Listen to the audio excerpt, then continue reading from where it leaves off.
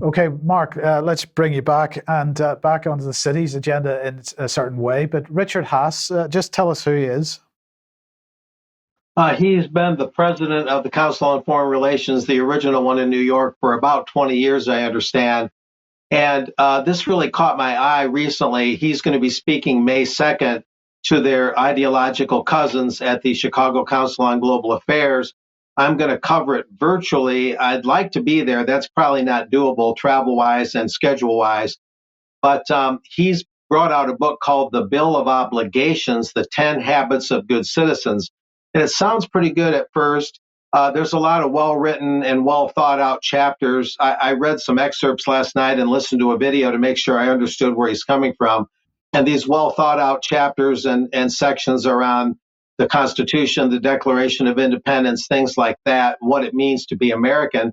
It says here, as noted in this next slide, he's an experienced diplomat and policymaker as well. He was director of policy planning for the Department of State from 01 to 03, where he was a principal advisor to Secretary of State Colin Powell on a range of foreign policy concerns. That's a little bit more about Richard Haass. And moving forward from there, these are actual excerpts from his book. And this sort of dissects where he's coming from and kind of exposes some of the fallacies of logic, and that's putting it mildly.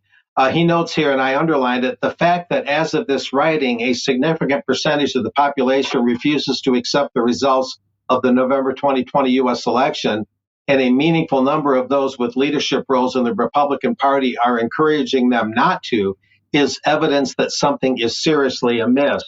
And this fits into his 10 recommendations.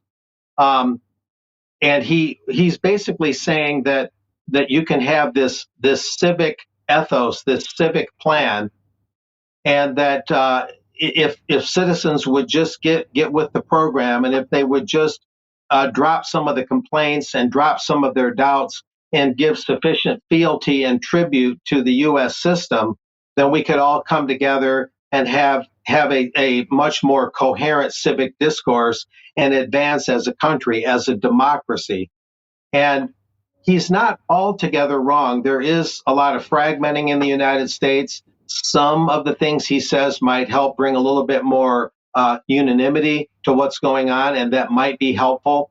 But one of the problems is that his whole thesis is infected with this idea that the establishment worldview is the only worldview, and that if you question elections, if you question certain other things, you're being kind of heretical, if you will, to his 10 commandments, if you will, or 10 obligations to being a good civic citizen. So yes, you can engage in more equitable and harmonious civics if you adopt the worldview that the Richard Haasses of the world have adopted. So questioning elections does not qualify you to be part of this new civic discourse outlined in his book. The next slide, it gets into more of that. The results of an election that was overwhelmingly free and fair. That's absolutely false. It was not overwhelmingly free and fair by any stretch. Those results have been rejected by tens of millions of Americans, even though literally dozens of audits have shown the vote counts to be accurate. There's no equivocation there, notice. In Georgia, a law was passed that hands the state legislature enormous say over who would cast the state's electoral votes in future presidential elections. Well, that kind of contradicts his whole thesis. The state of Georgia has that prerogative to change the way they do the electoral votes if they so choose, according to Richard Haass's own view on the United States system, the federalist system. And so he's kind of walking into contradictory waters there, you might say. And moving on from there, this is also interesting. I highlighted this. Congressional leadership could not even agree to establish a bipartisan commission along the lines of the commission formed to investigate the September 11 terrorist attacks, to investigate the events of the insurrection, I'm adding that word, of January 6, 2021. And see, here again is that establishmentarian point of view that has to hold sway for his civic prescriptions to work. And so many Americans, probably a majority now, absolutely distrust the Warren Commission used to investigate the JFK affair. And the 9/11 Commission is not all that far behind.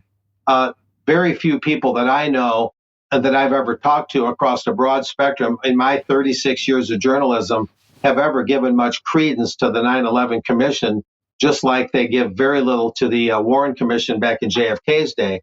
So here in this next slide, and we'll get through this pretty quickly, some would describe the rights of the unborn as absolute, others the rights of the mother. He's trying to be even-handed here. Some believe any constraints on access to guns and ammo are unacceptable. Others see such limits on gun stuff as essential for the right to be safe. So similar arguments have been put forth when it comes to mandates for masks and vaccines, with some maintaining that any mandate infringes on free choice, while others say that mandates are needed for public health. There are intense debates, get this, over whether free speech is sacrosanct or whether it requires limits when it includes assertions that are untrue.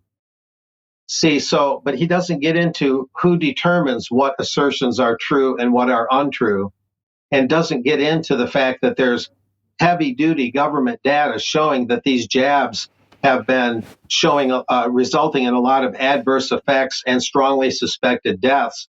And that's the yellow card on your side of the pond, the bear system on our side of the pond.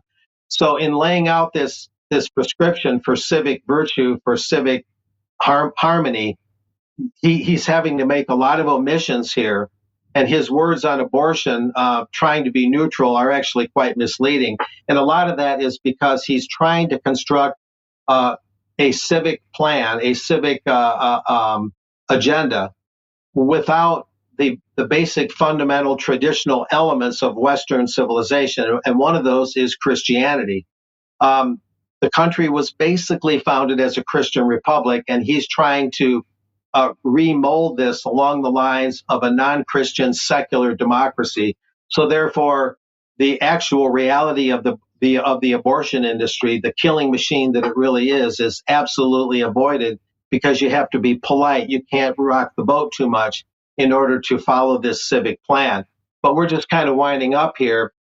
What he says, 2 of his recommended obligations out of his 10 commandments, and that's maybe a slight exaggeration to use the word commandments, but 2 of those commandments are to get informed. You're entitled to your own opinion, but not your own facts. He quoted that on a video, Mr. Haass did, and that came from Daniel Patrick Moynihan, a late U.S. senator from the Northeast. And then he mentioned that social media is the chief source of misinformation, and he did not mention the mass media cartel. So only social media is to be distrusted. Therefore, only alternative media that largely uses social media is to be distrusted. And he mentioned New Jersey passed a law to teach information literacy in its schools. Mr. Haass would like to see such laws passed in all 50 states. And another one of his glowing recommendations is to learn civics. Now, I wouldn't disagree with that. I don't think any of us would. People are dreadfully uninformed about civics. And so therefore, getting informed should be part of the civics curriculum. So his number 1 commandment, to get informed, becomes part of another one of his high priorities, to learn civics. Students across the whole educational spectrum, he says, need to learn the U.S. Constitution, the Declaration of Independence, the Federalist Papers, key Supreme Court decisions, etc. He quotes the Declaration of Independence, where it says men are endowed by their creator with certain inalienable rights. But his book steadfastly avoids the idea of Christianity or the guiding hand of God and providence in human affairs. And ultimately, that's its ultimate weakness. So he's peddling kind of a half-baked scheme here that's intelligently written, has some salient points, but I think ultimately lacks the key cornerstones of Western civilization that have served mankind for millennia. Okay, thank you, Mark, for that. And okay, we're just about out of time. But David, we want to leave with a final thought. I thought this was a wonderful meme summarizing NATO policy towards Russia. Small boy in the back of the car's annoying his sister, holding his finger right next to her eyeball and basically saying, I'm not touching so you can't get mad. I thought that was just perfect. Yes, of course she is getting mad and she looks like she's just about to thump him, which which is pretty much what we have been doing to Russia, indeed. Okay, let's leave it there for today. Thank you very much to David and to Mark. We will be back in a couple of minutes, as we said earlier, with a special guest for Extra. So if you're a UK Column member and you'd like to join us for that, please do. We'd be very welcome.